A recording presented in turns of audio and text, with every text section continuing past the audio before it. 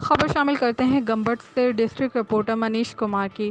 سندھ کی بڑی اور قدیمی درگاہ حضرت سچل سرمست رحمۃ اللہ علیہ کے 201 عرس مبارک 15 رمضان مبارک کو منایا جاتا ہے۔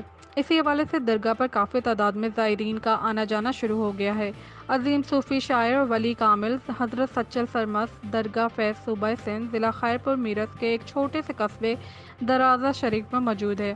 عالم انسانیت کو محبت امن کا پیغام دینے والے عظیم صوفی شاعر حضرت سچل سرمست رحمۃ اللہ علیہ کا سلسلہ نسل خلافت حضرت عمر فاروق رضی اللہ تعالیٰ عنہ سے جا ملتا ہے۔ اس خاندان کے بزرگ ہستی حضرت میاں صلاح الدین فاروقی یا 1192 ہجری بمطابق 1739 عیسوی میں حضرت سچل سرمست رحمۃ اللہ علیہ کی ولادت ہوئی۔ پیدائش کا نام مبارک عبدالوہاب فاروقی رکھا گیا۔ روایت کے مطابق کہا جاتا ہے کہ کس چل کا نام سچ کے بنا پر سرمست آپ کی شاعری کی جلوہ افروز آلات کی وجہ سے اور آپ سچل سرمست سے معروف بن گئے۔ آپ رحمۃ اللہ علیہ اپنی عمر 90 سال کے بعد اپنے حقیقی مالک سے جا ملے۔ آپ نے فرمایا کہ میری عمر 120 سال تھی مگر مجھے اپنے حقیقی مالک سے ملنے کی بڑی خواہش تھی۔ آپ رحمۃ اللہ علیہ کا 201واں سال 15 رمضان کو عرس منایا جاتا ہے۔